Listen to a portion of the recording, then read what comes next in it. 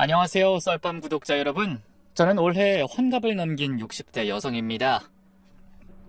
오늘 여러분께 들려드릴 이야기는 제가 평생 살면서 겪은 가장 충격적이고 어이없는 사건에 대한 건데요.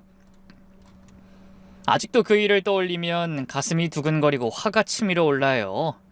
하지만 결말은 속 시원한 사이다가 준비되어 있으니 끝까지 들어주시길 바랍니다. 그럼 시작해 볼게요. 저는 25, 꽃다운 나이에 시집을 갔는데요. 집안 어르신의 소개로 만난 4살 연상의 회사원이었어요. 남편은 그 시대 남자답지 않게 나름 성실하고 가정적이었지만 그래도 결혼 생활이 마냥 평탄했던 건 아니었어요. 특히 결혼하고도 한참 동안 아이가 없어 얼마나 속을 태웠는지 모릅니다. 그 시절엔 아이가 없으면 여자 탓이라고 하던 시대였거든요. 시어머니는 물론이고 동네 사람들까지 저를 곱지 않는 눈으로 바라봤죠. 순자야, 결혼한 지 벌써 3년이 넘었는데 아직도 소식이 없니? 시어머니의 그런 말을 들을 때마다 얼마나 가슴이 아팠는지 몰라요. 심지어 저 모르게 남편에게 씨바지를 드려야 하지 않겠냐는 등 혼외 자식도 괜찮으니 나으만 오라는 등 별의별 말씀을 다 하셨네요. 남편도 처음엔 괜찮다고 하더니 시간이 지날수록 점점 차가워지더라고요. 밤늦게 술 먹고 들어와선 제게 한마디씩 던지곤 했어요. 내 친구놈들은 벌써 다 애 둘셋씩 낳아서 잘 살고 있는데 우린 대체 이게 뭐야? 삼신할미가 점지를 안 해주시는 걸 낸들 어떡하라고. 아유, 내가 전생에 뭔 죄를 지어서 당신 같은 여자를 만났나 몰라. 그런 말을 들을 때마다 혼자 이불을 뒤집어 쓰고 울었던 기억이 아직도 생생해요. 온갖 치료를 다 받아봤지만 효과가 없었어요. 애가 들어선다는 한약도 지어 먹고 시어머니 따라 무당집도 가보고 심지어는 산에 올라가서 100일 기도까지 드렸는데요. 아이가 생기지 않더라고요. 그렇게 거진 10년을 보내면서 거의 포기하고 있었는데 35이 되던 해 정말 기적처럼 아이가 생겼어요. 언젠가부터 속이 자꾸만 미식거리고 몸이 무거워 병원에 갔는데요. 글쎄 저더러 산부인과에 가보라고 하더군요. 정말인가요? 제가 정말 임신한 게 맞나요? 아이, 그렇다니까요. 아이, 원 속고만 사셨나? 아직 초기니까 몸을 조심하셔야 합니다. 정말 제가 임신한 게 맞다는 거죠? 거짓말 아니고요. 의사 선생님에게 몇 번이나 되물었던 기억이 나요. 그때 그 기쁨을 어떻게 말로 표현할 수 있을까요? 임신 진단을 확정받고 나오는 길에 그대로 주저앉아서 울었어요. 지나가던 사람들이 다 쳐다볼 정도로 소리내서 엉엉 울었죠. 무려 10년을 애타게 기다린 선물이었으니까요. 집에 돌아와서 남편에게 소식을 전했을 때 남편도 믿지 못하겠다는 표정으로 절 바라봤어요. 정말? 확실해? 뭔가 착각한 거 아니고? 아니야. 병원 가서 의사 선생님한테 확인까지 다 했는걸. 못 믿겠으면 당신도 내일 같이 병원 가서 확인해보자. 다음날 남편과 함께 병원에 가서 다시 한번 확인했을 때 의사 선생님이 축하한다고 말씀해 주시는 걸 듣고 남편도 눈물을 글썽이더라고요. 여보, 고마워. 진짜 고마워. 그동안 내가 당신 서운하게 했던 거 알아. 미안해. 앞으로는 내가 정말 잘할게. 당신한테도 우리 애기한테도 좋은 남편, 좋은 아버지가 될게. 응, 그렇게 말해줘서 고마워, 여보. 아직 초기라 조심해야 한다니까 어지간하면 외출도 하지 마. 알았지? 그냥 집에 누워만 있으라고. 어렵게 가진 아이라 혹시라도 잘못될까봐 임신 내내 조심스러웠어요. 계단도 혼자 못 올라가고 무거운 것도 못 들고 혹시라도 뭔가 잘못될까봐 매일매일이 조마조마했죠. 남편과 시부모님 역시 저를 불면 날아갈세라, 쥐면 꺼질세라 소중하게 대해주셨고요. 그 덕분일까요? 다행히 이듬해 여름 건강한 아들을 낳을 수 있었습니다. 아이가 태어나던 날 분만실에서 아들의 첫 울음소리를 들었을 때 그 감격을 어떻게 표현할 수 있을까요? 간호사가 아이를 제품에 안겨줄 때 정말 온 세상을 다 가진 기분이었어요. 산모님 축하드려요. 정말 예쁜 아들이에요. 건강하고 튼튼해요. 우리 애기 얼굴 좀 보여주세요. 간호사가 제 앞으로 갓 태어난 아들의 얼굴을 보여줬어요. 쭈글쭈글한 게 이 빈말로라도 예쁘다 할 수 없는 얼굴이었지만 제 눈엔 세상 그 어떤 보석보다 빛나 보였네요. 우리 아들, 엄마가 얼마나 기다렸는지 아니? 이제 엄마랑 아빠가 널 많이 사랑해줄게. 10달 동안 뱃속에서 키운 정성과 10년 동안 기다린 간절함이 합쳐져서인지 아들에 대한 사랑은 말로 표현할 수 없을 정도였습니다. 작고 연약한 아들을 보면서 이 아이만큼은 세상 그 무엇보다 소중하게 키우겠다고 다짐했어요. 다행히 아들은 그 흔한 감기 한 번 걸리지 않고 건강하게 무럭무럭 자랐고요. 학교에 들어간 뒤로는 공부도 곧잘해서 저희 집안의 자랑이 되었죠. 하지만 세상살이라는 게 마냥 좋은 일만 있을 순 없잖아요. 아들이 중학교에 입학할 쯤 남편이 갑작스런 심장마비로 세상을 떠났어요. 아직도 생생히 기억나요.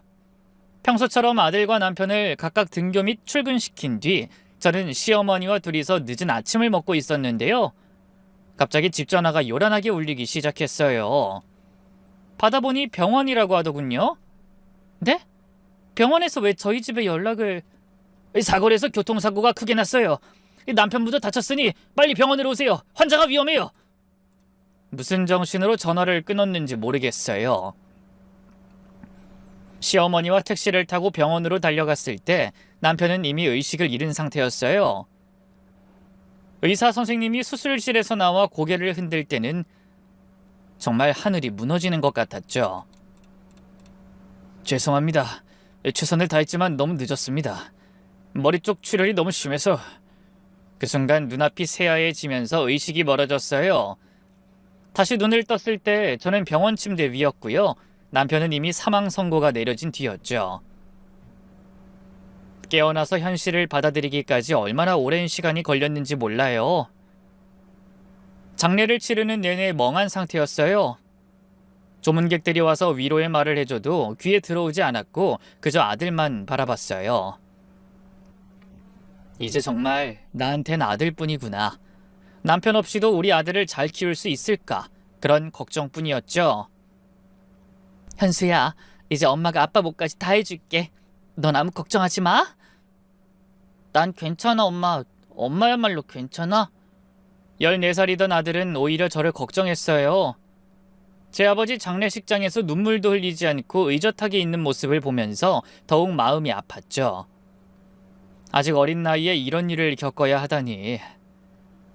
남편이 떠나고 나서 생활이 정말 어려워졌어요. 남편 회사에서 나온 퇴직금과 보험금이 있긴 했지만 아들 교육비며 생활비를 생각하면 넉넉하지 않았거든요. 그래서 고민 끝에 작은 식당을 차렸어요. 남편을 대신해 가장이 되었으니 뭐라도 해야겠다 싶었거든요. 처음엔 정말 힘들었어요. 새벽 5시에 일어나서 장을 보고 밤 10시까지 장사를 하고 손님이 없는 시간엔 아들 공부도 봐주고 도시락도 싸줘야 했고요. 연로하신 시부모님을 모시는 것도 제 일이었죠. 하루하루가 전쟁 같았지만 그래도 아들을 보면 힘이 났어요. 엄마 힘들지? 내가 알바라도 할까? 너무 일찍 철이 들어버린 아들은 언제나 제 눈치를 봤어요. 틈날 때마다 집안일이나 가게 일을 도왔고요. 그것도 모자라 본인도 알바를 해 돈을 벌겠다며 떼를 썼죠. 아직 어린 아들이 그런 말을 할 때면 마음이 아프기도 하고 기특하기도 했어요. 현수야, 넌 그냥 열심히 공부만 하면 돼. 그치만 엄만 쉬는 날도 없이 맨날 일만 하잖아. 나 때문에. 그게 왜 너 때문이야? 엄마가 우리 집 가장이니까 열심히 일하는 건 당연한 건데. 넌 그냥 아무 걱정 말고 훌륭한 사람으로 자라기만 하면 돼. 엄마 고생시켜서 미안해. 무슨 소리야? 엄마가 왜 사는데? 너 잘 되는 거 보려고 사는 거지. 그렇게 아들 하나만 바라보며 살았어요. 아들도 제 마음을 아는지 공부를 열심히 해서 지방 국립대에 진학했고요. 졸업 후엔 서울에 있는 중견기업에 취직했죠. 이 사람이란 게 참 간사하죠.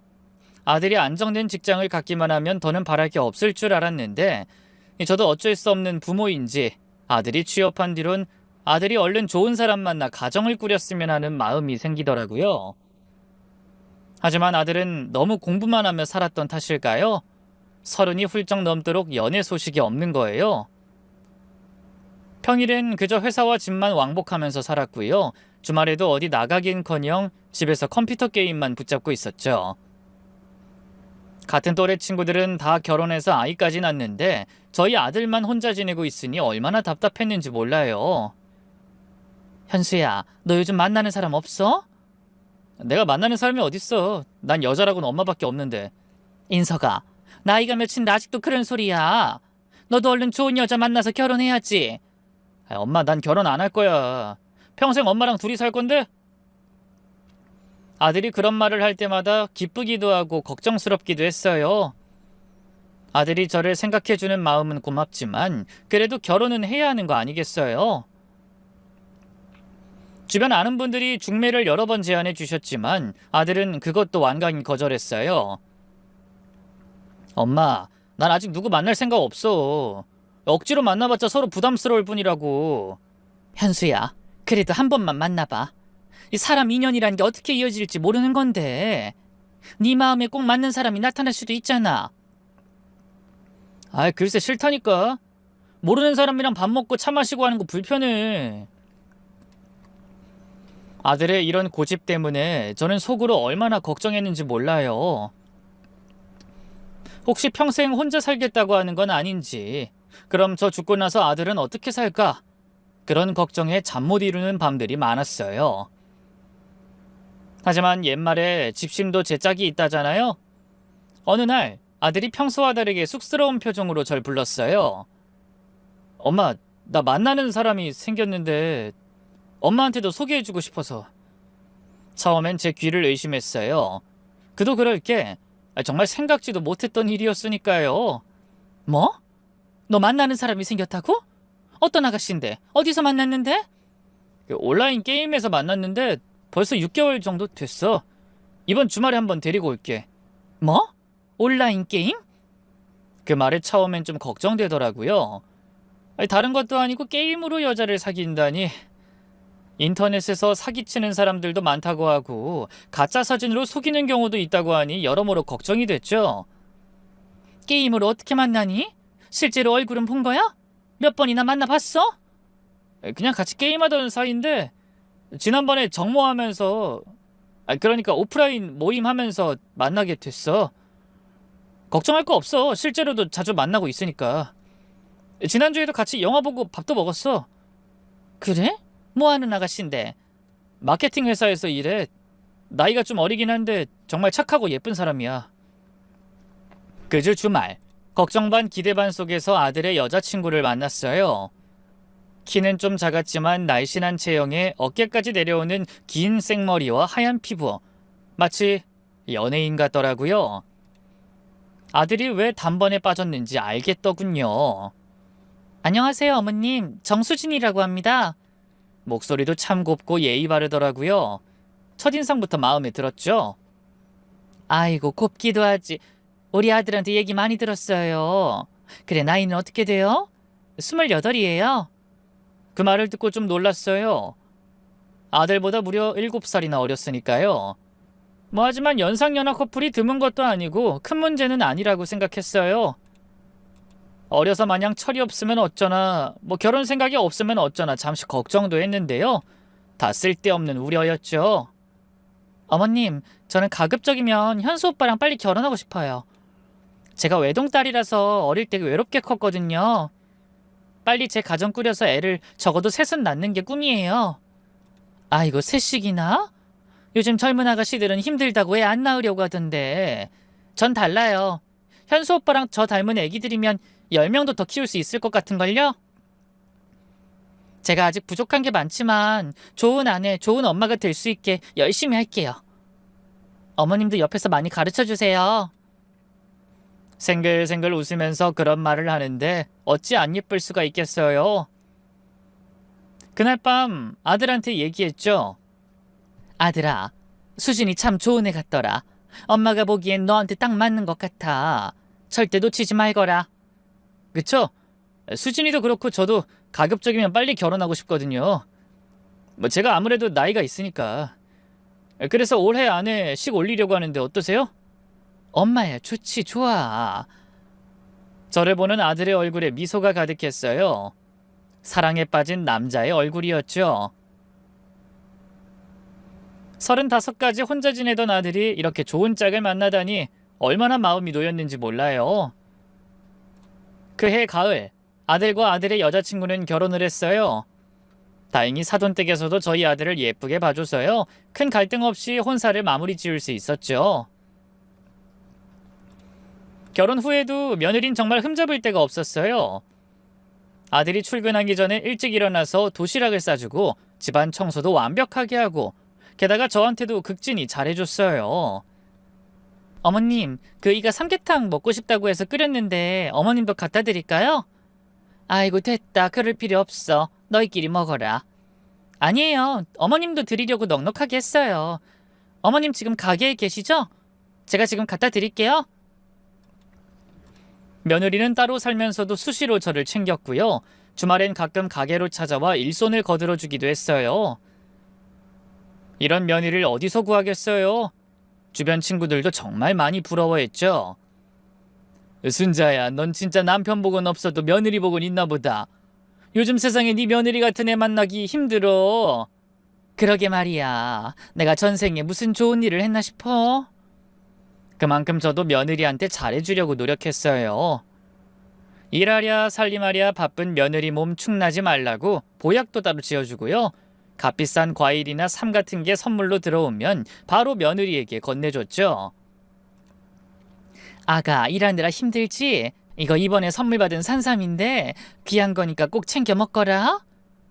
어머님, 이런 걸 왜 절 주세요? 어머님 드셔야죠. 난 이미 다 늙었는데 뭘. 이런 건 젊은 애들이 먹어야 몸에 잘 받지. 그럼 그이 먹으라고 줄게요. 아니야, 현수건 내가 따로 챙길 테니까 너 먹어라. 시애미가 주는 건데 그냥 감사합니다 하고 받아. 그럴게요. 감사합니다, 어머님. 그때까지만 해도 꿈에도 몰랐어요. 며느리와 제 사이에 조금씩 균열이 생길 줄은 말이죠. 결혼한 지 6개월쯤 지났을 때부터 뭔가 이상한 일들이 생기기 시작했어요. 며느리의 연락이 부쩍 줄어들었고요. 주말마다 가게나 집으로 찾아오던 일도 없어졌죠. 처음엔 그저 일이 바빠 그런가 보다 했는데요. 어느 주말 제 생일 기념으로 외식을 하기로 했거든요. 근데 그 전날 밤 갑자기 며느리에게 전화가 왔어요. 어머님, 죄송한데 제가 할아버지 제사를 깜빡했지 뭐예요. 내일 1박 2일로 큰 집에 다녀와야 할 것 같은데 어머님 생신은 다녀와서 챙겨드려도 될까요? 아무렴. 할아버님 제사라면 다녀와야지. 난 걱정 말고 조심히 다녀와라. 큰 집이 어디 있다고 했지? 부산이에요. 그럼 현수랑 같이 가는 거니? 아니요, 그이는 괜히 같이 가면 불편하기만 할 테니까 모처럼 만에 주말인데 쉬라고 했어요. 저만 가려고요. 혼자 가면 힘들 텐데 괜찮겠어? 네, 괜찮아요. 가면 친척들도 많이 계시고 사촌 언니들도 있어서요. 그래, 그럼 다행이고. 조심히 다녀와라. 그렇게 며느린 부산으로 떠났고요. 저는 기왕 가게 문을 닫은 김에 미뤄뒀던 집안 대청소를 했는데요. 근데 한창 청소를 하던 중 갑자기 제 친구 미숙이한테 전화가 왔어요. 미숙이는 저와 어릴 때부터 친하게 지낸 친구인데 결혼 후 남편 따라 지방으로 내려가는 바람에 통 얼굴을 못 보게 된 사이였죠. 그래도 꾸준히 연락은 하고 있었고요. 저희 아들 결혼식에도 참석해줬던 고마운 친구였죠. 그래서 반가운 마음으로 전화를 받았는데요. 미숙이가 대뜸 심각한 목소리로 묻더군요. 순자야, 너희 며느리 지금 부산에 있니? 큰 집 제사 간다고 했는데 왜? 아니, 내가 지금 부산 해운대 여행 왔는데 말이야. 너희 며느리가 웬 남자랑 손잡고 바다 구경하고 있더라고. 그 말에 숨이 턱 막히면서 가슴이 철렁했어요. 미숙아, 정말? 확실해? 너 뭐 잘못 본 거 아니고? 야, 내가 네 며느리 얼굴을 모르겠니? 결혼식 때 얼굴이 반반하니 예뻐서 얼마나 유심히 봤었는데. 확실해? 근데 옆에 있는 남자가 너희 아들은 아니고 좀 더 나이 들어 보이던데? 키도 너희 아들보다 작고. 친구의 말에 머리가 복잡해졌어요. 며느린 분명히 제사 간다고 했는데 왜 남자랑 바다 구경을 하고 있었을까? 혼란스러웠죠. 전화를 끊고 며느리한테 바로 연락해봤지만 받지 않았어요. 문자도 보냈는데 한참 뒤에 답장이 왔죠. 어머님, 제사 준비로 바빠서 전화 못 받았어요. 내일 출발하면서 연락드릴게요. 문자로 바로 따져 물을까 했는데요. 어쩌면 친구가 잘못 본 걸 수도 있고 친구 말 외엔 이렇다 할 증거가 있는 것도 아니니 망설여졌어요. 그래서 이러지도 저러지도 못한 채 시간을 흘려보냈고요. 다음날 가게 문도 못 열고 아들네 집으로 갔죠. 엄마 웬일이야? 아침부터? 집에서 혼자 컴퓨터 게임을 하고 있던 아들은 아무것도 모르는 눈치였어요. 아들에게 이 얘기를 해야 하나 말아야 하나 한참 고민만 했는데요. 그때 현관문이 열리면서 며느리가 들어왔죠. 여보 나왔어. 어머님도 계셨네요? 며느리는 평소와 다름없이 밝은 얼굴이었어요.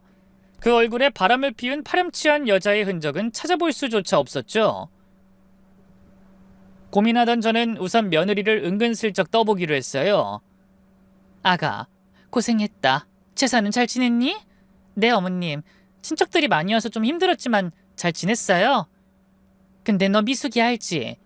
전에 결혼식에도 왔던 내 친구. 알죠? 그분이 왜요? 미숙이가 부산에서 널 봤다던데? 그 순간 며느리의 얼굴이 살짝 굳어지는 게 보였어요. 아주 잠깐이었지만 분명히 당황하는 표정이었어요. 하지만 그것도 잠시. 며느리는 금세 평온한 표정으로 돌아왔어요. 아, 그게 제사 중간에 잠깐 시간이 나서 바다 구경을 했어요. 혼자서? 아니요. 그때 회사 선배가 마침 부산지사에 일이 있어서 와 있었거든요. 일 얘기할 게 있다고 해서 만나서 커피 한 잔 했어요. 아, 그래? 그 선배분이 남자분이야? 네. 그 회사 마케팅팀 선배인데 저한테 업무 관련해서 물어볼 게 있다고 해서. 근데 왜요, 어머님? 자꾸 꼬치꼬치 캐묻기만 하시고. 어머님 친구분이 뭐라고 했어요? 아니, 뭐라고 하긴. 그냥 네가 남자랑 있는 걸 보고 당황해서 전화를 했더라고. 아, 회사 선배였는데 오해하셨나 보네요. 그냥 저한테 바로 인사하셨으면 다 설명드렸을 텐데 괜히 어머님 혼자 속 끓이셨겠어요. 며느리가 웃으며 말하자 옆에 있던 아들도 웃으며 괜히 미숙 이모 혼자 오해했겠네. 당신이 외간 남자랑 바람이라니 말도 안 되는 일인데. 혹시 엄마도 그 얘기를 믿은 건 아니지? 하면서 묻더라고요. 전 얼떨결에 고개를 저었죠. 아니야, 의심하긴. 그냥 뭔가 사정이 있겠지 했어. 다음부턴 그런 일 있으면 바로 얘기해 주세요, 어머님. 바로 설명해 드릴 테니까. 해맑게 웃는 며느리의 얼굴을 보는데 여전히 뭔가 찜찜한 기분은 남아있더라고요. 처음엔 분명 당황하는 것 같았는데 집안 제사 때문에 지방에 내려가선 회사 선배를 굳이 단둘이 만날 이유가 있나 그런 생각이 들었죠. 그 일 이후로 며느리를 좀 더 유심히 지켜보기 시작했는데요. 그래서인지 이상한 점들이 하나둘씩 눈에 띄기 시작했어요. 가장 이상한 건 출장이 너무 많다는 거였습니다. 한 달에 열흘은 출장을 간다고 하더라고요. 그것도 부산, 대전, 대구 이런 지방으로 말이죠. 수진아, 너희 회사는 출장이 참 많구나? 네, 어머님. 저희 회사가 지방지사관리 업무라서 자주 내려가야 해요. 아유, 힘들겠다. 곧 아기 가지면 그런 것도 쉽지 않을 텐데. 그땐 회사에서도 배려해 주겠죠. 지금은 괜찮아요. 오히려 여행 가는 기분이라서 좋아요. 며느리가 출장을 갈 때마다 제가 아들 집에 가서 살림도 대신해주고 아들 밥도 차려주곤 했는데요. 그러다 보니 출장 전후로 며느리와도 몇 번 마주치게 됐는데 그때마다 며느리 옷차림이 너무 화사한 거예요. 업무차 출장 가는 거라면 편한 옷을 입어도 될 텐데 마치 데이트라도 하러 가는 것처럼 화장도 진하게 하고 원피스에 하이힐까지 신고. 전 회사 일에 대해 잘 모르니까 며느리에게 물어봤죠. 수진아, 출장 가는데 그렇게 예쁘게 차려입어야 해? 네, 어머님. 지방지사 사람들이랑 미팅도 있고 거래처분들도 만나야 해서요. 자기들은 대충 입고 오면서 저같이 젊은 여자들은 꼭 차려입고 오길 바래요. 꽃 역할을 하라 이거죠 뭐. 이것도 엄연한 남녀 차별인데. 그래도 뭐 어쩌겠어요. 저 같은 일개 사원이. 그럴듯한 설명이긴 했지만 뭔가 석연치 않았어요. 그뿐인가요? 며느리가 핸드폰을 2개나 가지고 있다는 것도 신경 쓰였죠. 물어보니 하나는 회사에서 준 업무용 핸드폰이라던데 이상하게 그 핸드폰으로 전화가 오면 항상 멀리 가서 받고 통화 내용도 들리지 않게 조심하더라고요. 물론 업무 전화니까 그럴 수는 있는데 한번 며느리가 의심스럽게 시작하니 그런 사소한 것도 다 신경이 쓰였죠. 그러던 중에 정말 결정적인 사건이 일어났어요. 어느 날 아들이 저한테 와서 그러는 거예요. 엄마, 돈 좀 빌려줄 수 있어? 사회인이 된 뒤로 생전 제게 손 벌린 적 없던 아들이기에 얼마나 놀랐는지 몰라요.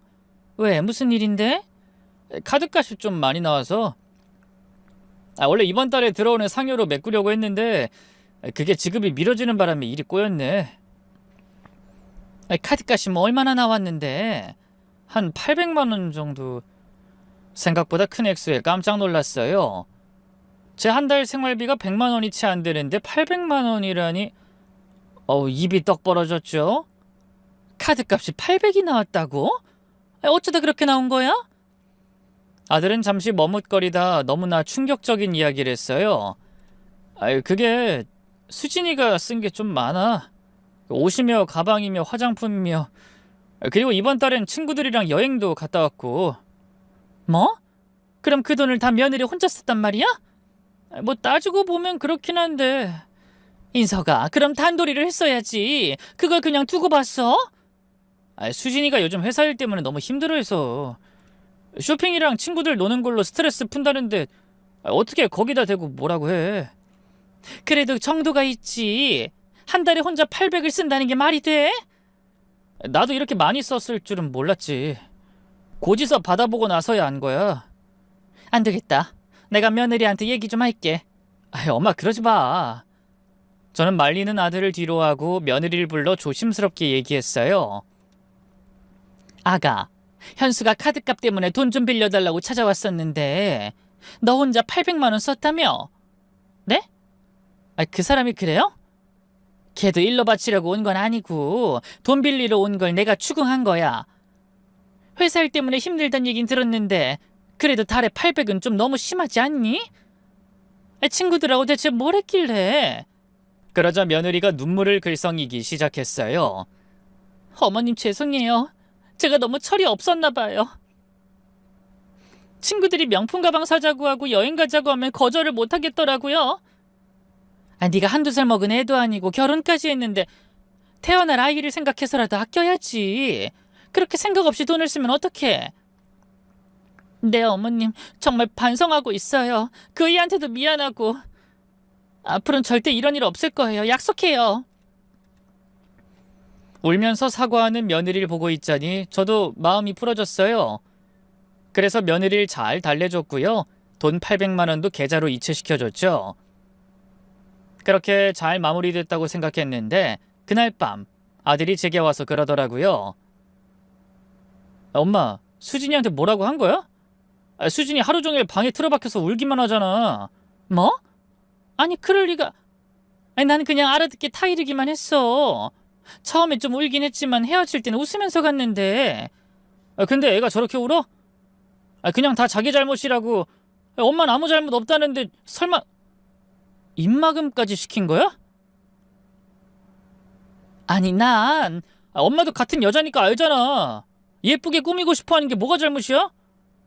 그리고 회사 일 때문에 스트레스 받는다고 친구들이랑 노는 건 또 뭐 그렇게 큰 잘못이냐고. 현수야, 엄만 그게 아니라. 됐으니까 앞으로는 수진이한테 뭐라고 하지 마. 뭐라고 해도 내가 뭐라고 할 테니까. 아들은 그대로 전화를 끊어버렸어요. 너무 당황스럽더군요.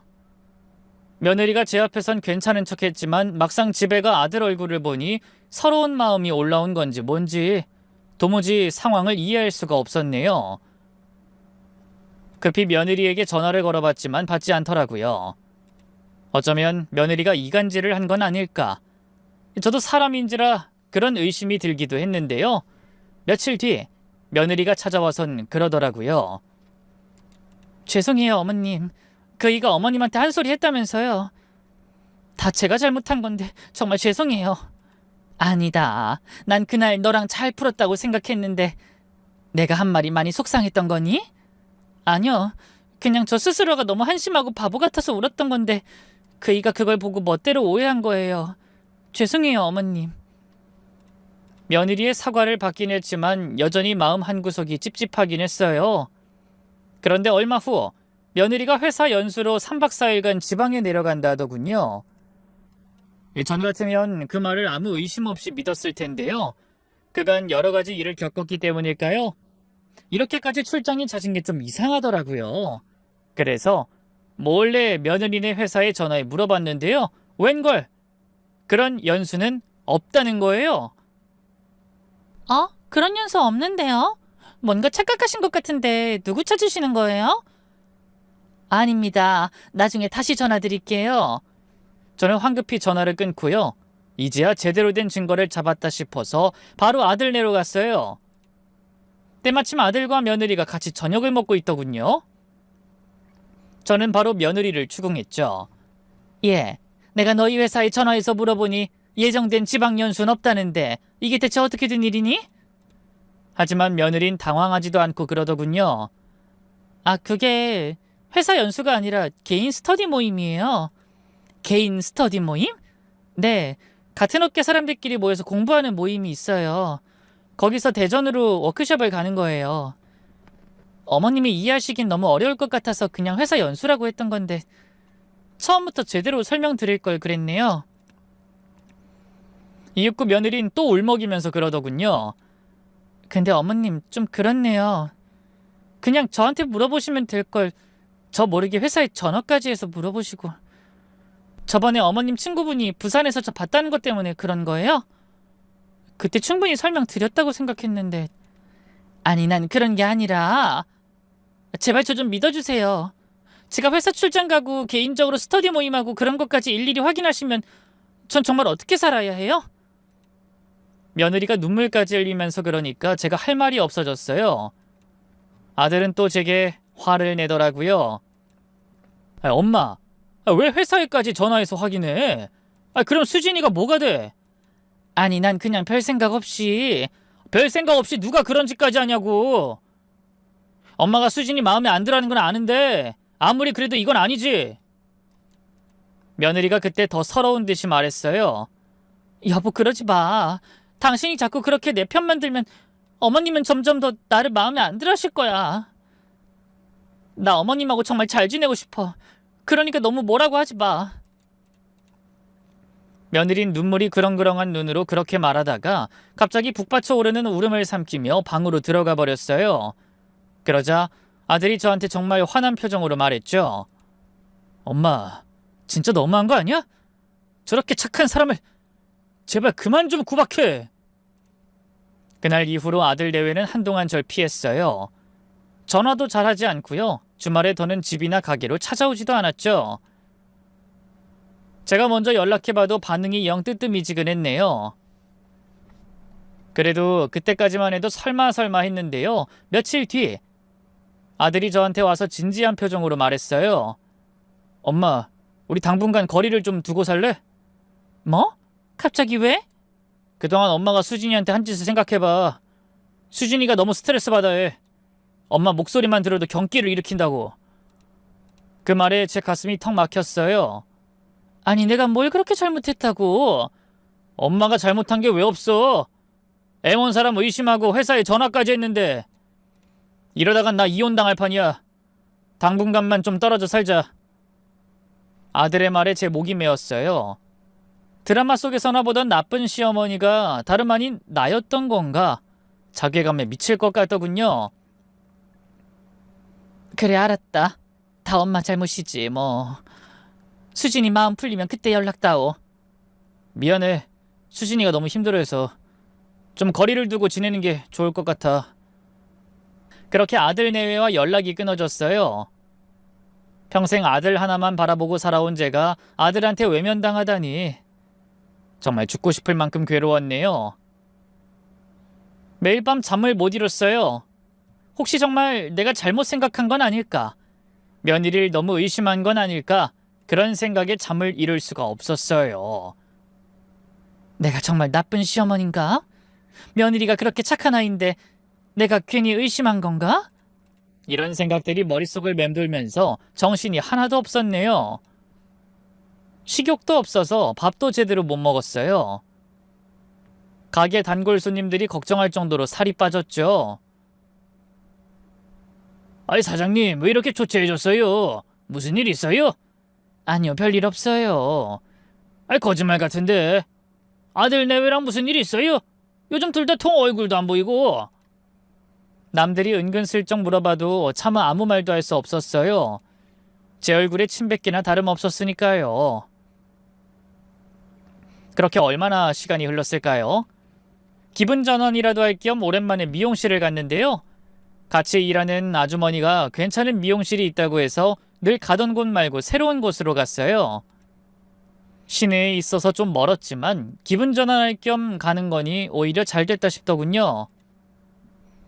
커트를 먼저 하고 파마를 시작했는데요. 그때 문득 저만치 앞에 앉아 머리를 하고 있는 모녀가 눈에 들어왔어요. 뒤통수가 왠지 익숙하다 싶었는데 거울에 비친 얼굴을 보니 웬걸? 며느리랑 안사돈이 아니겠어요? 그러고 보니 근처에 사돈댁이 있었거든요. 며느리가 오랜만에 친정에 온 김에 안사돈과 머리를 하러 나온 것 같더군요. 아는 척을 해야 하나 고민했는데요. 지금 며느리와 사이가 좋은 것도 아니고 또 괜히 며느리가 불편해할까봐 모른 척하기로 결심했어요. 다행히 저는 뒤쪽 구석진 자리에 앉아서 두 사람 다 저를 못 본 것 같더군요. 미용실은 음악 소리에 드라이어 소리로 제법 시끄러웠는데요. 안사돈과 며느리 목소리가 얼마나 큰지 듣기 싫어도 그 둘의 대화가 자꾸만 귀에 들어오더라고요. 처음엔 별거 아닌 일상 대화를 나누는가 싶었는데요. 며느리가 갑자기 전화를 받더니만 애교 섞인 목소리로 그러더군요. 응 자기야 이번 주는 부산 못 내려가. 서울에서 일이 좀 생겼어. 순간 제 귀를 의심했어요. 자기야라니. 부산에 못 내려간다니. 아무리 생각해도 아들과 나누는 통화는 아닌 것 같았거든요. 나도 자기 보고 싶지. 주말 부부도 정말 못해먹겠다 자기야. 그치? 내가 빨리 회사 정리하고 부산 내려가야 하는데. 응. 알겠어. 밥 잘 챙겨 먹고. 며느리의 이상한 전화는 거기서 끝이 아니었어요. 며느린 전화를 끊자마자 바로 다시 누군가에게 전화를 걸었는데요. 이번에도 애교가 잔뜩 섞인 목소리로 그러더군요. 여보, 이번 주엔 보기 힘들 것 같아. 미안해. 갑자기 엄마 상태가 또 안 좋아지셔서. 여보라길래 처음엔 저희 아들한테 전화를 한 줄 알았는데요. 자세히 들어보니 뭔가 이상했어요. 아니야, 여보도 요즘 장사 안 돼서 힘들 텐데. 응, 내가 다음 주엔 꼭 내려갈게. 가서 가게 일도 도와주고 우리 여보 맛있는 것도 해줘야지. 아들은 평범한 회사원이지 자영업자가 아니었어요. 즉, 며느리가 통화하는 사람은 전혀 다른 남자인 거죠. 대체 누구한테 여보라고 하는 거야? 제가 미쳤나 정말? 속으로 경악하는 사이 며느리의 통화가 끝났고요. 며느린 바로 또다시 누군가에게 전화를 걸더군요. 여보, 응, 일하고 있어? 나 지금 엄마랑 같이 미용실 왔는데 좀 오래 걸릴 것 같아서. 저녁은 알아서 먹어. 응, 사랑해. 이건 분명히 제 아들한테 하는 전화였어요. 하지만 앞선 두 전화는 도대체 뭐였는지 너무나 혼란스럽기만 했는데요. 바로 그때 며느리가 세 번째 전화를 끊자마자 안사돈이 빽 소리를 질렀어요. 이년아, 너 아직도 그러고 사냐? 아니 내가 뭘. 아니 남편을 3명이나 두고 여직 아무한테도 안 들켰어? 그 순간 제 머리에 번개가 친 것 같았어요. 남편이 3명이라니? 도대체 무슨 소린가 싶었죠. 그런 제 혼란스러움을 전혀 모르는 모녀는 계속해서 대화를 해나갔어요. 엄마 조용히 해. 남들이 들으면 어쩌려고. 엄마 때문에 들키겠다. 며느리가 기겁하면서 안사돈의 입을 틀어막았는데요. 그러자 안사돈이 그런 며느리의 손을 떨쳐내며 긴 한숨을 내셨어요. 너 언제까지 이러고 살 거야? 이러다 정말 큰일 나. 얼른 정리할 놈은 정리하라고. 그러자 며느리가 코웃음을 쳤어요. 엄마가 쓰는 돈이 사위 하나로 감당이 될 것 같아? 셋이나 되니까 내가 다달이 돈도 보내줄 수 있는 거야. 아이고, 누가 보면 몇 천씩 보내주는 줄 알겠네. 이번 달엔 꼴랑 200 보내줘 놓고? 꼴랑 200이라니. 200은 뭐 땅 파면 나와? 그러지 말고 선심 좀 더 써. 안 돼, 더는 못 줘. 부산에서 받은 건 다 썼단 말이야. 대전 놈한테서는 얼마나 받았는데? 100만 원밖에 안 돼. 요즘 그 인간하는 장사도 잘 안 되고 또 조금 의심하고 있어서 조심해야 돼. 서울 놈은 어때? 돈은 잘 주지 않아? 응, 뭐 이번 달에도 300만 원 받았어. 카드도 내 마음대로 쓰고 있고. 이년아, 그럼 엄마한테도 좀 인심 좀 써. 꼴랑 200이 뭐야? 두 모녀의 대화를 듣고 있자니 손이 덜덜 떨렸어요. 이게 정말 현실인가 꿈인가? 혼란스러운 와중에도 저는 본능적으로 핸드폰을 꺼내 동영상 촬영 버튼을 눌렀죠. 다행히 두 모녀는 그 뒤로도 한참 동안 부산 서방이 어쩌고 대전 서방이 어쩌고 하면서 대화를 나누더군요. 부산 놈은 어때? 요즘 의심 안 해? 안 해. 내가 임신했다고 하니까 더 잘해줘. 임신? 진짜야? 가짜지 당연히. 내가 미쳤어? 내 몸 다 망가지는 임신을 왜 해? 가짜 초음파 사진 인터넷에서 구해서 보여줬어. 하하하, 우리 딸 머리 좋네. 그 서울 놈은 걔한테도 슬슬 임신 얘기 꺼내도 되지 않아? 그렇긴 한데 아직은 신혼발이 남아있어서 그런지 그냥도 돈 달라는 대로 잘 줘. 귀찮게 굴던 CM이도 완전 떨궈냈고. 그 말을 듣는 순간 우라같이 밀어올랐어요. 서울놈이란 다름 아닌 저희 아들을, 그 CM이란 저를 말한다는 걸 눈치챘거든요. 제가 녹음하고 있다는 사실은 꿈에도 모른 채 모녀는 계속 대화를 나눴어요. 다음 주 스케줄은 어떻게 돼? 월화는 부산, 수목은 대전, 금토일은 서울. 아이고 바쁘네. 각각 뭐라고 할 거야? 부산에는 서울 출장이라고 하고 대전엔 친정 간다고 했어. 서울엔 회사 지방 출장이라고 하면 돼. 언제까지 이러고 살아야 하니? 나도 나이가 있는데 조금만 더. 통장에 딱 10억 찍히면 그때 같이 외국으로 튀자. 무슨 정신으로 미용실 밖으로 나왔는지 모르겠어요. 맘 같아선 당장 그 모녀에게 달려가 머리채를 잡고 싶었는데요. 그동안 며느리의 교묘한 거짓말에 너무 많이 당해서일까요? 보다 철저한 준비가 필요하다는 생각이 들더군요. 한편으로는 제가 며느리를 또 말도 안 되는 일로 의심하는 건가 하는 생각도 들더군요. 하지만 아무리 생각해도 모녀가 나눈 대화가 너무 이상했잖아요. 그래서 고민 끝에 저는 흥신소를 찾아가 며느리의 뒷조사를 의뢰했어요. 생각보다 비용이 어마어마했지만 며느리의 진짜 얼굴을 밝혀낼 수 있다면 그 정도 지출쯤은 감수할 수 있었죠. 약 2주 뒤 흥신소 직원과 다시 만났는데요. 조사 결과는 너무나 충격적이었어요. 며느리는 정말로 새 남자와 살림을 차렸더군요. 정말이에요? 우리 며느리가 정말로 새 남자랑 살림을 차렸어요? 네, 부산에 있는 남자가 첫 번째로 결혼한 남편인데 5년 전에 식만 올리고 혼인신고는 따로 안 한 상태입니다. 두 번째 남자하고도 그냥 식만 올렸고요. 이번에 아드님하고 결혼하면서 혼인신고를 했네요. 그 말에 정신이 아득해지면서 두 다리가 휘청거렸어요. 그대로 바닥에 쓰러져 버린 저를 흥신소 직원이 얼른 일으켜줬죠. 괜찮으세요? 아니 어떻게 이런 일이... 이런 결혼 사기범들 은근 흔합니다. 예쁜 외모를 이용해서 꽃뱀짓하는 거죠. 도저히 믿을 수가 없었어요. 제가 그렇게 아꼈던 며느리가 남편을 3명이나 두고 저를 속이고 있었다니. 생각해보니 그동안의 이상한 점들이 모두 설명이 됐어요. 잦은 출장, 2개의 핸드폰, 과도한 지출, 모든 게 다 이유가 있었던 거예요. 가슴이 너무 아팠어요. 어떻게 사람이 이럴 수 있을까? 그것도 제가 그렇게 믿고 아꼈던 며느리가. 한편으론 화가 났어요. 아들과 저를 호구 취급하면서 등쳐먹기만 했으니까요. 집에 돌아와서 아들에게 전화했어요. 이제 더 이상 혼자 감당할 수 없었거든요. 안 받으면 어쩌나 했는데 다행히 아들은 전화를 받더군요. 현수야, 엄마가 할 말이 있어. 뭔데요? 또 수진이 얘기해요? 그래, 근데 네가 생각하는 그런 거 아니니까 일단 집으로 좀 와줄래? 며느리한텐 말하지 말고. 그날 저녁 아들이 집으로 왔어요. 얼굴엔 벌써부터 짜증스러운 표정이 가득했죠.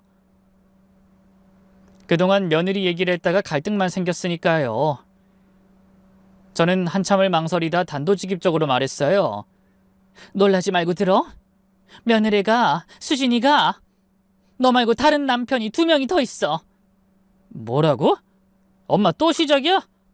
아니, 수진이가 아무리 마음에 안 들어도 그렇지 어떻게 그런 모함을 해? 아들이 믿지 않을 만도 했죠. 저도 처음에 믿기지 않았으니까요.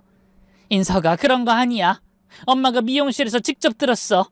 며느리랑 안 싸더니 하는 얘기를.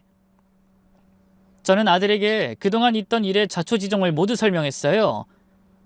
그때 미용실에서 찍었던 녹음 파일도 보여주고요. 흥신소 직원에게 받은 며느리의 뒷조사 서류도 전부 보여줬죠. 처음엔 아들도 믿지 않으려고 했어요. 말도 안 돼. 수진이가 그럴 리가 없어. 엄마가 뭔가 잘못한 거 아니야? 현수야, 엄마가 거짓말할 이유가 있니? 무엇보다 이렇게 증거가 명백하게 있잖아. 그동안 며느리의 간악한 거짓말에 속아서 내가 역으로 몰린 게 한두 번이야? 그래서 이번엔 철저하게 증거를 모으는 데 집중했어. 네가 더는 그년 현올림에 넘어가지 않았으면 해서. 제 애원과 확실한 물증 앞에서 아들도 더는 아무 말 못했어요. 말도 안 돼. 어떻게 수진이가 나한테 이럴 수가 있어? 아들의 목소리가 떨리고 있었어요. 엄마도 믿고 싶지 않았어. 아들은 뒤늦게 상황을 심각하게 받아들이기 시작했죠. 그리고 생각해보니 이상한 점들이 많았다고 하더라고요. 그러고 보니 출장이 너무 많긴 했어. 한 달에 절반은 집에 없었으니까. 핸드폰도 2개 쓰고 가끔 다른 남자 이름을 잘못 부를 뻔한 적도 있었고. 난 그냥 전 애인을 오래 사귀어서 그런가 보다 했는데. 거봐, 이상한 점이 한두 개가 아니지. 흥신소 직원 말로는 완전 꽃뱀이라고 하더라. 작정하고 술을 쓰는 거래. 수진이가 어떻게 나한테 이럴 수가 있어? 날 감쪽같이 속이더니 그것도 모르고 바보같이 난. 급기야 아들의 눈에서 눈물이 흘렀어요. 제 마음도 아팠지만 아들의 상처가 더 클 거라는 생각에 참 속상했네요. 현수야, 괜찮다. 지금이라도 알았으니까. 엄마 미안해. 그동안 엄마 말씀 안 듣고 오히려 엄마한테 뭐라고 하기만 해서. 엄마가 맞았는데. 그런 건 됐고 이제 어떻게 할 거야? 모르겠어. 너무 충격이어서. 정신 차려. 이렇게 계속 당하고만 있을 거야? 경찰에 신고부터 해야지. 아니다. 그 전에 집으로 가서 그녀 핸드폰 뒤지든 뭘 하든 증거 좀 더 모아봐. 흥신소에서 받은 자료는 불법이라 나중에 법원에서 채택이 안 될 수도 있다더라. 알겠어. 아들은 눈물을 닦은 채로 고개를 끄덕였어요. 그리고 애써 태어난 척 집으로 돌아갔고요. 몰래 며느리의 핸드폰을 뒤져봤는데요. 그 결과 정말 충격적인 사실들이 드러났어요. 며느리의 핸드폰엔 2명의 남자와 주고받은 밀담과 친밀하게 찍은 사진들이 잔뜩 있었고요. 심지어 주민등록등본도 여러 개였어요. 알고 보니 가짜 신분증을 여러 개 만들어서 사용하고 있었더군요. 그리고 각 남편들에게서 받은 돈은 모두 다른 통장에 보관하고 있었고요. 아들은 절망했어요. 엄마, 정말이었어. 수진이가 정말 날 속였다고. 난 정말 바보 천치였어. 아들아, 괜찮다. 지금이라도 알았으니까 이제 본때를 보여주자꾸나. 그렇게 아들과 저는 며느리와 마지막 대면을 하기로 했어요. 더 이상 모른 척할 순 없었거든요. 다음 날 저녁, 며느리가 집에 돌아왔을 때 아들과 함께 기다리고 있었어요. 며느린 절 보고 놀란 것도 잠시, 이내 태연하게 웃으며 그러더군요. 어머님 오랜만이시네요. 연락도 없이 어쩐 일이세요? 제가 아무 말 안 차 아들이 앞으로 나섰어요. 수진아, 민호 재욱이가 누구야?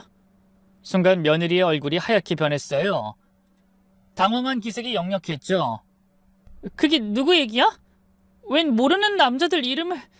모르는 척하지 마. 다 알고 있어. 제가 말했어요. 더 이상 거짓말하지 마. 미용실에서 네 년이랑 네 애미가 나눈 말 다 들었어. 그뿐이야? 이미 흥신소 조사도 다 끝냈다고. 이 꽃뱀년, 네가 감히 내 아들을 등쳐먹어? 그러자 며느리의 얼굴이 하얗게 질렸어요. 그러더니 갑자기 아들과 제 앞에 털썩 무릎을 꿇더군요. 미안해 여보. 죄송해요 어머님. 하지만 일부러 그런 건 아니에요. 제가 다 해명할게요. 해명할 수 있어요. 대체 어떻게 해명할 수가 있는데? 2집 살림도 아니고 무려 3집 살림을 했는데. 처음엔 그럴 생각이 아니었어요. 전 남편들하고는 진작에 헤어지려고 했는데 둘 다 너무 폭력적이고 도박하고 술 먹고 이래서 헤어지면 죽여버릴 거라고 막 협박하니까. 내가 사랑한 건 이 사람뿐이에요. 정말이에요. 사랑한 게 우리 아들뿐이라고? 네. 그 두 놈하고는 진짜로 헤어지려고 했어요. 나쁜 남자 만나서 결혼 잘못한 게 제 잘못은 아니잖아요. 그래, 네 말대로 그놈들이 정말 나쁜 놈들이고 실패한 결혼 생활을 한 거라면 우리 아들하고 결혼할 때라도 모든 걸 솔직하게 말했어야지. 이 사람한테 말하면 헤어지자고 할까봐, 이혼녀는 안 된다고 할까봐 겁이 났어요. 이 사람을 너무 사랑해서 그래서 잃는 게 무서웠어요. 며느리의 눈물 섞인 애원에 혹시라도 아들이 넘어갈까봐 겁이 났는데요. 모든 건 제 기우였어요. 아들은 성난 얼굴로 며느리에게 다가가 그대로 뺨을 때렸어요. 날 진짜 바보로 알았구나. 그따위 변명을 내가 믿을 것 같아? 여보, 변명하는 거 아니야. 진짜야. 내가 사랑한 건 당신뿐이었다고. 개소리 집어치우고 콩밥이나 먹어. 여보, 제발 경찰에 신고만을 하지 말아주라. 내가 잘못했다고 이렇게 빌잖아. 며느리의 간곡한 애원에도 불구하고 아들은 경찰서에 신고했고요. 그렇게 며느리와 안사도는 바로 체포됐죠. 부산과 대전에 있는 며느리의 또 다른 남편들, 아니 피해자들에게도 연락이 갔죠. 정말 충격적인 건 그 두 남자도 저희와 똑같은 상황이었다는 거예요. 둘 다 며느리를 믿고 있었고 다른 남편이 있다는 건 꿈에도 몰랐다고 하더군요. 재판 과정에서 더 충격적인 사실들이 드러났어요. 며느리는 이미 다른 지역에서도 비슷한 범죄를 저지른 전과가 있었던 거예요. 정말 전문적인 결혼 사기꾼이었던 거죠. 결국 며느리는 중혼죄와 사기죄로 실형을 선고받았고요. 안사도는 사기 공범 등으로 같이 실형을 선고받았네요. 모녀가 나란히 콩밥을 먹게 된 셈이죠. 모든 사건이 일단락된 뒤 아들은 한동안 많이 힘들어했어요. 하지만 시간이 약이라고 지금은 나름 괜찮아졌네요. 저한테 잘못했다면서 100번 사죄도 했고요. 지금은 좋은 여자 만나 제 온도에 잘 살고 있네요. 저 역시 아들과 며느리 효도받으면서 잘 지내고 있고요. 권선징악이라고 나쁜 일을 하면 결국 들통나게 되어 있어요. 며느리와 안사도는 결국 법의 심판을 받았고 저희는 평화를 되찾았답니다. 긴 얘기 들어주셔서 고맙습니다. 모두 건강하시고 좋은 사람들만 만나시길 바랍니다.